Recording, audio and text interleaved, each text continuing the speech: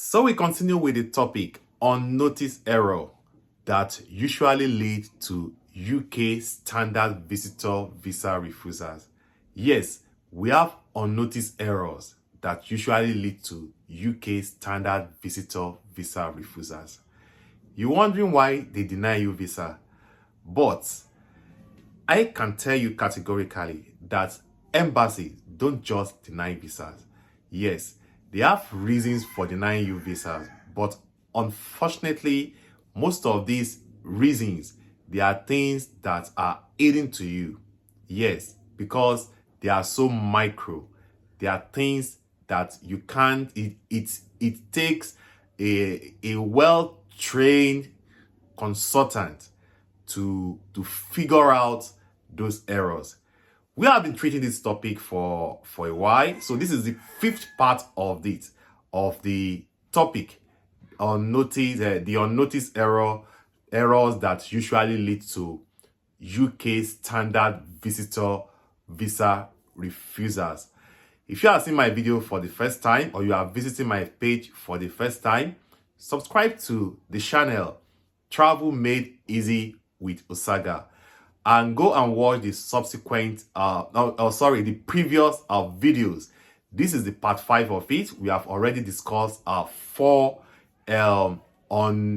unnoticed errors that usually lead to UK standard visitor visa refusals. This is the 5th error, and this 5th one is also very important, very crucial.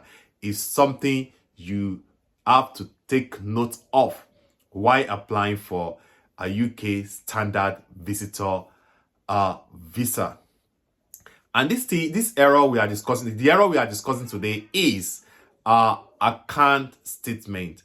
Yes, account statement error with account statement. You know, there is one thing about the UK. The UK, they are very friendly. They are kind of a country that they don't discriminate. UK don't discriminate. They don't discriminate. They are they are very friendly. All they want from you is to be very truthful, is to be truthful with yourself. Yes, that is why they ask you to fill form. That is why they have several kind of different kinds of questions. It's also applicable to other embassies. Yes, they want you to be truthful with yourself. They will hate lies. Embassy hates lies. So today we'll be talking of account statement. Yes, how to arrange your account statement, how your account statement should be. You see, account statement, when embassy asks you to drop account statement, 6-month account statement, they do not only ask you to drop account statement just for them to know that you are capable, to finance your trip alone. They also want to know. They also want to know what has happened around the account within 6 months. They want to know what has happened around the account within 6 months. That is why they ask you to drop 6-month account statement. Okay, so if you just think that I have enough money in my account, I have 10 million, I have 20 million in my account, so they wouldn't deny me visa. At the end of the day, you got denied. Normally, you will be wondering, why would they deny me? I have enough money in my account. But the question that should be asked is, what of your inflow and outflow? Does your inflow and outflow match with your status, what you claim to be? There is something about UK. UK can give a POS operator, someone that runs POS, visa, POS business, visa, and deny a company CEO. Yes, that is it. They can give you POS operator visa and deny a company CEO a visa. Why? Because once they look at your account, the first thing they will check is the inflow and outflow. They want to know the money that enters your account, does it match your status? Sometimes they don't really care about your closing balance. So most people rely much on closing balance, that okay, I have put enough money in my account and that money should be able to sustain me. With this money, embassy should not deny me visa.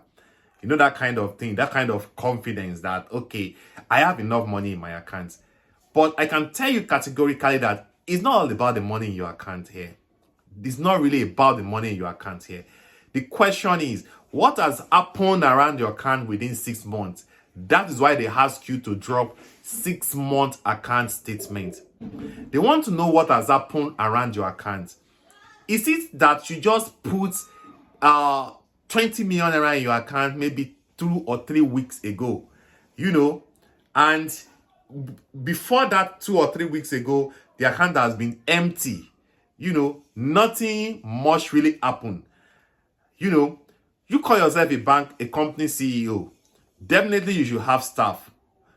Definitely you should be doing transactions, paying money out and collecting money. That's, they will know through your account if that is happening or has happened. Or you just put 20 million naira in your account maybe last 2-3 weeks and now apply this week and say, okay, I am a company CEO, I want to go to the UK to spend 2 weeks. You understand what I'm saying here? So they want to know if your accounts match your status. That is why sometimes if you know that, okay, you are just running a business, some people don't really understand having business and having company. I think that should be a topic for another day. I just want to pick something from it. When you have business, that is a business that you are managing. A business, you can tender your company account that, okay, I have business, and once they see that you have very good inflow and outflow, then you are good to go. But when you go to the advanced level of having company is an organization. You understand? It's an organization. It's not something you can just say you run alone. You understand? When you have company, you have already put embassy, you have already give them an impression that you have a classified organization. You understand? Classified. That you have a classified organization, that your organization is consolidated. And once you are telling embassy that statement that you have a company, you tender your company CAC, that is a company CAC registration, something. You tender your company account. That means you have already sent a signal to the embassy's mind that, okay, I have a consolidated company. In a professional settings, is not something you can run alone. You must have staff. You must have secretary. You must have this. You must have that. You must pay them through the company accounts.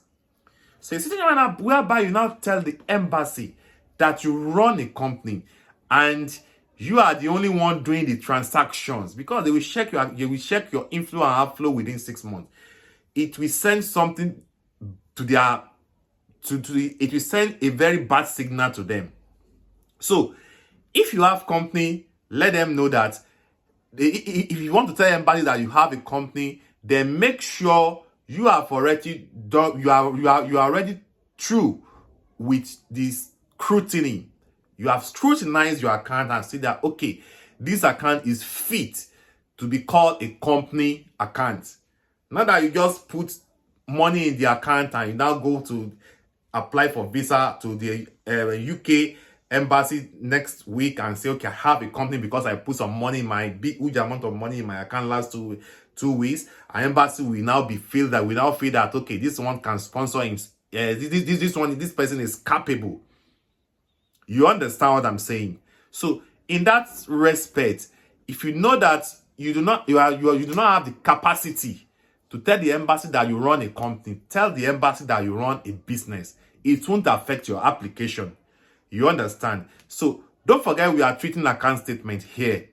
and is very, very paramount to your application.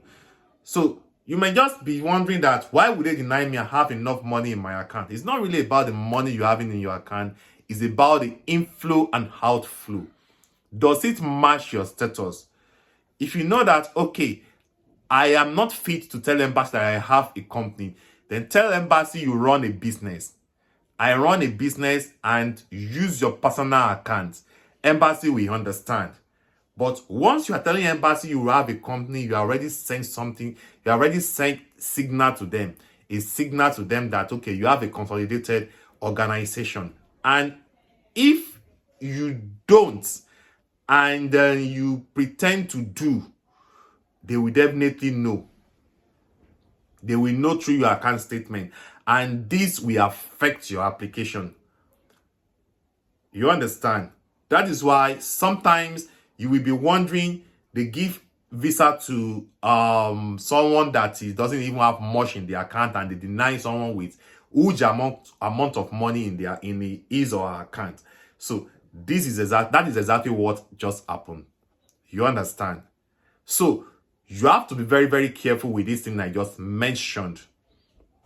If you have seen my video for the first time, you are watching me for the first time, you are seeing me for the first time, subscribe to my channel at Travel Made Easy with Osaga. The goal is for you to obtain a visa without stress.